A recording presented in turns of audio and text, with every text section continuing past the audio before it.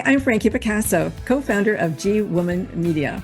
In our G Woman magazine, Gutsy Issue, 6 extraordinary women share the boldest, bravest decisions they've ever made, moments that changed the trajectory of their lives. But a few lines in print can never hold the full story. So we invited each woman to join us here, face to face, to go deeper into the risk, the courage, the fear, the power, and the transformation behind their gutsy moment. This is the Gutsy Six Interview Expanded, where the women behind the quotes come alive in a G Woman Media original. So welcome to the Gutsy Six Interviews Expanded, a G Woman Media original. Today we're spotlighting a woman whose leadership, courage, and commitment to transformation have shaped teams, organizations, and countless lives over 2 decades. Lisa Scott is a transformational business and life coach, master trainer, executive consultant with more than 30 years of experience working with Fortune 1000 corporations, SMBs, institutions, and leaders around the world.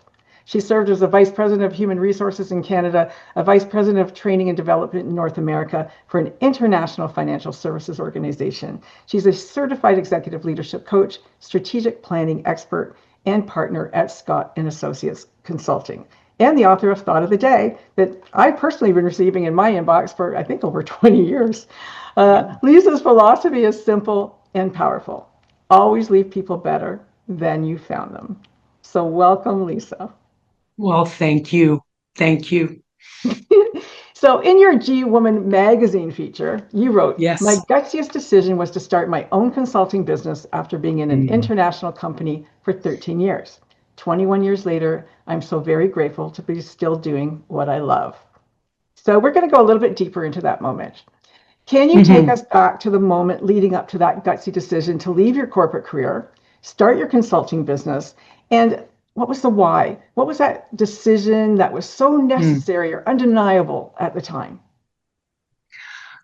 I think the first thing I would have to say is that I was starting to see that the organization that I was working for was going to be going through some changes. And that included being sold.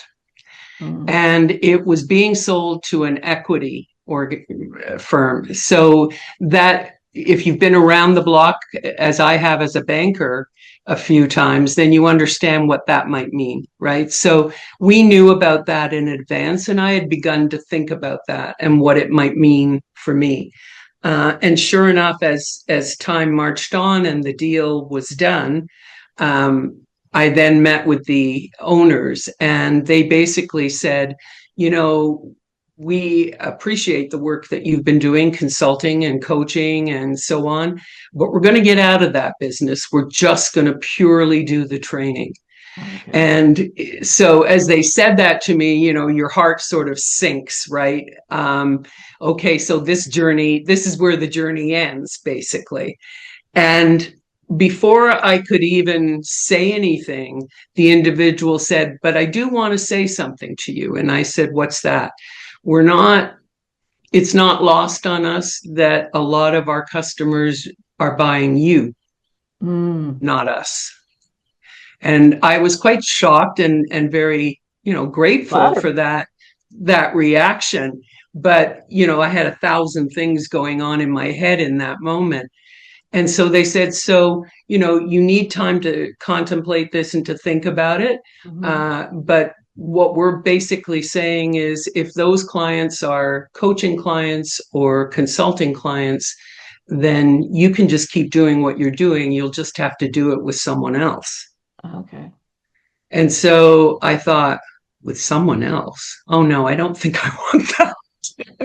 No. Because you're never assured of job security, right? Whereas I feel like when I made that decision to go out on my own, I'm not assured of job security either, or that there won't be downturns in the economy and so on. But I feel better knowing that I'm kind of in control of that. Exactly. Yes. Right? That if I do the work and plant the seeds and cultivate the relationships, then it should be okay. It should, I should be okay. But there was a lot of question marks and a lot of sort of back and forth and angst about, well, just always having had a permanent full-time job, What was life where like at someone else. home for you then? Like, you had children, like, you're a mom, you're a working woman. What was it like at that moment in time? Well, I'm lucky enough to be married to someone who, really shoulders the responsibility, and so we would switch off back and forth. My job at the bank required a lot of traveling. I traveled 200 days a year, Oh, wow. Wow. right? Yeah. And internationally. So my kids, when they were really little, grew up talking to me on the phone and asking me how many sleeps till I came home, Oh, right? wow. Wow. But they also always knew me working, Right. right? That's never really changed. And then, as I said, I had a partner who was willing to step in and to allow for my dreams as well as his. And so I'm, always going to be grateful because, as they say, the wings, right? Yes. Yep. He was the wind beneath those wings, and so it wasn't always easy, right? There were times where I was pulled as a mother, as a woman, and of course, I was in a very male dominated, Field. both times, right? Yeah, Industry. And so there was all that for to sure. compete, not compete, but to contemplate and then figure out how you were going to handle and navigate it, right? So it was a lot more than just having a job and being a mother. For sure. So you've alluded to a little bit, but the risks, the fears, what helped? What were they? In addition, and what helped push you through them, aside from your husband? I think one of them was that I wondered about compensation and whether I would be able to make the shift, because I knew there would be a building period, right? Hmm. And that I would have to make an investment. So a big factor was, will I be making enough money to make this worthwhile, Right. right? And then I would then, have that talk to myself, right? And my rule is, never speak to yourself in a way that you wouldn't speak to someone else. Oh, So that's a if good one. someone else was having the same issue I'm having, how would I guide them? How would I talk to them? How would I build their confidence? And so I tried to sort of do that for myself, right? And so I thought, well, look at all the business you had when this Yeah. happened. And you got that business. You just got it for someone else under a different banner, Right. right? Exactly. Yeah. And so I began to just use cognitive therapy on myself. I love that. That's awesome. Uh, um, to get through that piece. And then okay. the other thing was, I'll have to worry about the infrastructure. I'll have to worry about if I need other people now, because I was used to being able to lean in and rely on people and just pull a resource for a project or what have you. Yeah. Now I had to factor in that I would need to do that, but I'd have to pay them. So, building the infrastructure and the website and all of those things, there's a bit of a panic because you're inclined towards overwhelmed. And it's particularly, like, I know you're much better at this, Frankie, you always have been, but it's not my strong suit. So I knew I needed to find someone that could help me with that. And I did. Hmm. But these are all the question marks. We put gates up for ourselves, right? 100% we do. So I want to ask you next, and I'm thinking just about other women who are listening, younger women even. Did you have a strategic plan, or did you just use your gut and go in and Oh, go, you know yeah. what, I'm going to do this? No, I had a strategic plan. I knew what I wanted the makeup of the business to be. Okay. I'm very frustrated sometimes by people in the industry because they try to be all things to all people. And I know that that's a recipe for disaster. Mm-hmm. So I said, what do I really enjoy? So I sort of reversed engineered. What do I really enjoy about my job? What don't I enjoy?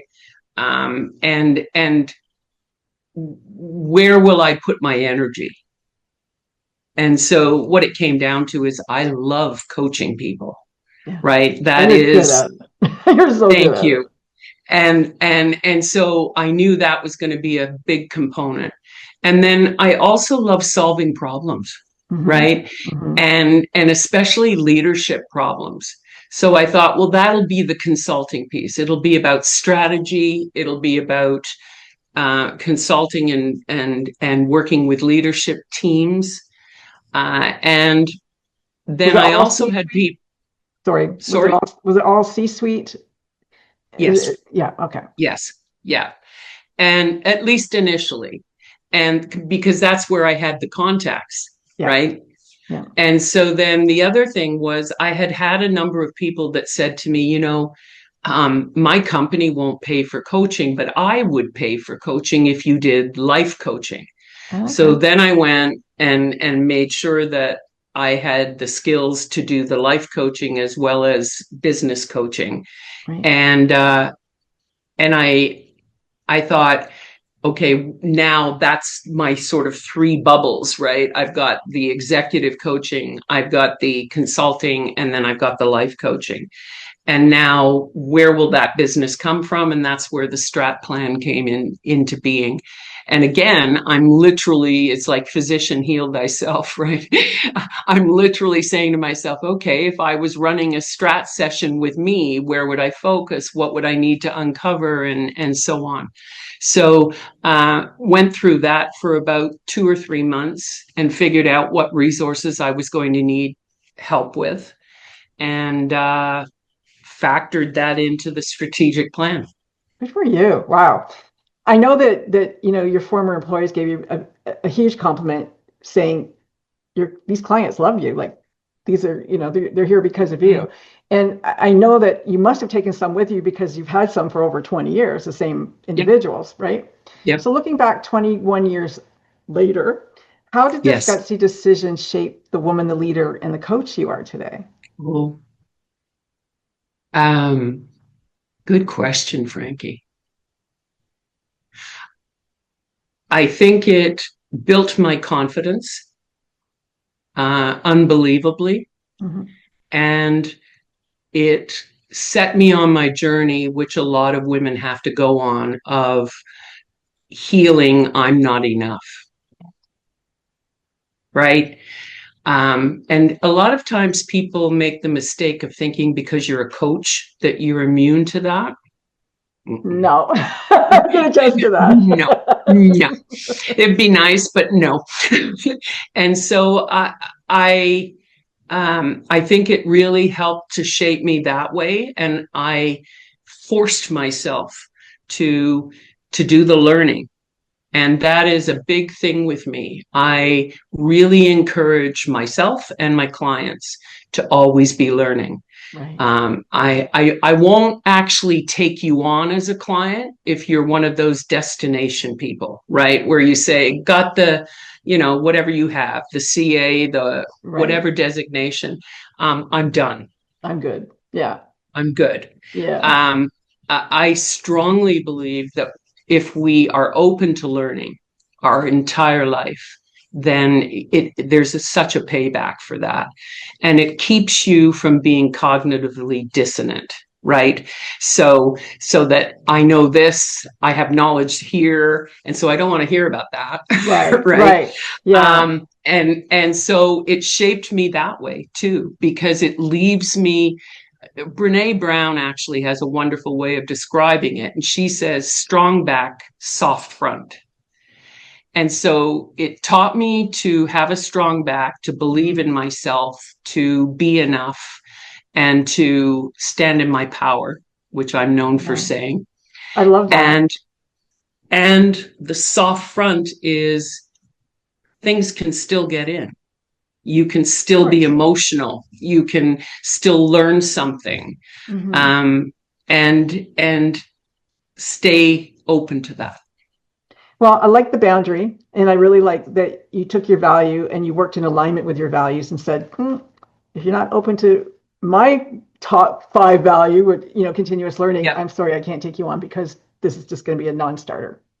Right. Yeah. Yep. Are you where you thought you'd be? I'm actually beyond where I thought I'd be. Love that. That's awesome.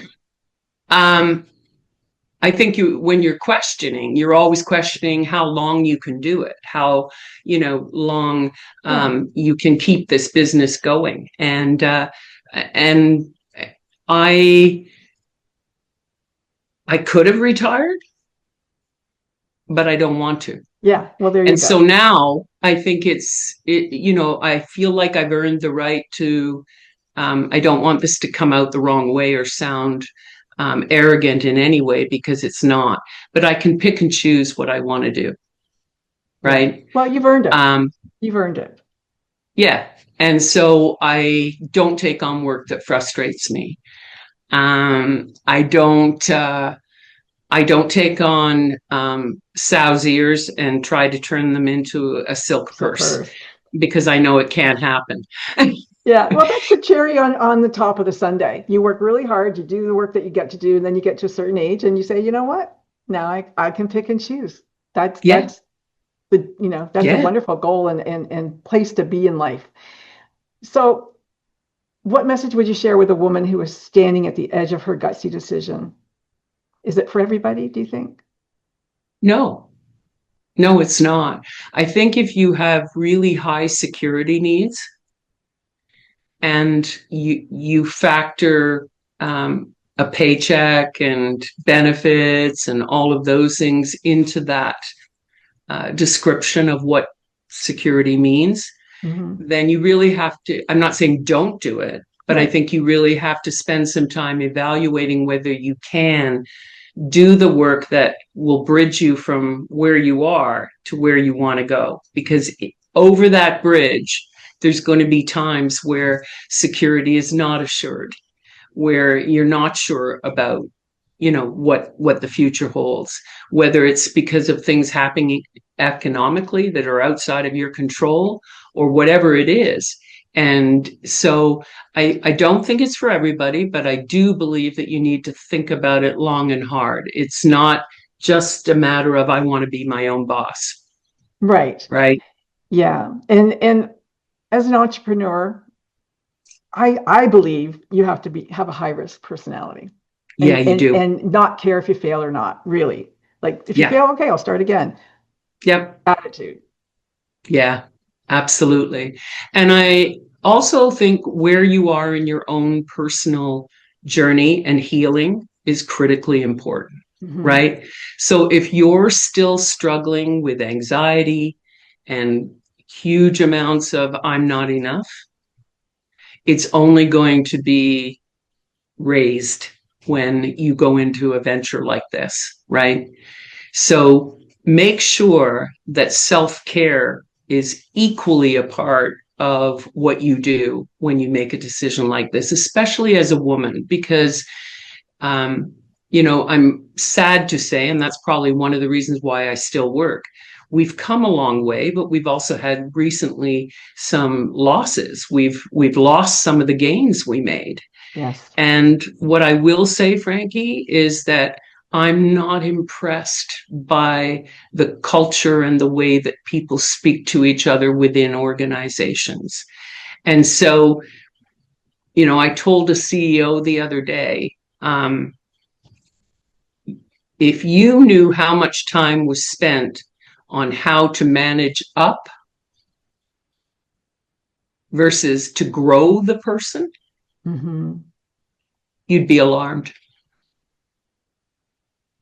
And it is the role of any leader to create a culture and an employee experience that is respectful and aligned with those values you've got hanging in the front hallway. So she says, I like that. No, I like that. That's important. It's so important. So I'm not interested in what you say your values are. I'm interested in, when I come into the building, do I experience them? Right. or do I see something completely different? And unfortunately, right now, we've got a lot of organizations that are not paying attention to that, or they need a whisperer out of HR to manage, a particularly difficult leader. Why? Yeah. Why not just require them to hold to a standard that you want for your organization? So we are in difficult times, and those are being exacerbated by what's happening politically. Exactly. Right? Where people are allowed to insult and to degrade and demoralize and so on. That empowers a bully. And if you're a bully, you can still be a bully in a workplace. You sure can. One thing I should have brought it up a bit earlier, but I was just thinking about when you started again. And as a woman, I think it's really important. How were there naysayers around you? Because I've always tell it in my coaching, don't tell anybody until you're on the journey a little bit, because there's going to be people who don't understand what it's like to be an entrepreneur, who don't understand your dream. Yeah, there was a lot of people who said that I'd spent too much time in, really significantly large organizations, flying around the world and so on. And was I really ready for what it would mean now, right? They saw that as being smaller? Yes. Yeah, they did. Yeah. And so I had to actually spend some time sort of thinking about, where do I talk about it and where don't I talk about it, right? So I had a couple of people that I had worked with in the past who were absolutely on board, right? They thought I could do it. And I believe as a business owner or a self-employed person, you need a board of directors around you. So I have a lawyer, these are friends, right. A lawyer, an accountant, an HR person, a marketing person, and not just the ones in your head, you mean? Right, exactly. And so it's reciprocity. So when they need me or when I need them, not in big ways, but in small ways, to bounce something off of them, that's so critical, because that's the piece you miss when you start out on your own. Having worked in those kinds of very visible organizations, you could have a hallway meeting and get all the answers you needed, right? Bounce something off a salesperson as they're walking out the door, go to marketing and talk to them about what you need for a project. I didn't have that. So how do I get it? So that's my board of directors. Very important point, because you're working in silo as a entrepreneur, right? You're working in a silo. So who do you go to? And so friends, colleagues, very important.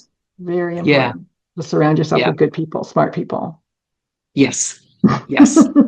As you've done so successfully. This has been a G Woman Original for the Gifted Genius Game-Changing Woman in You. Thank you so much, Lisa. Thank you, Frankie. Talk soon. Yeah.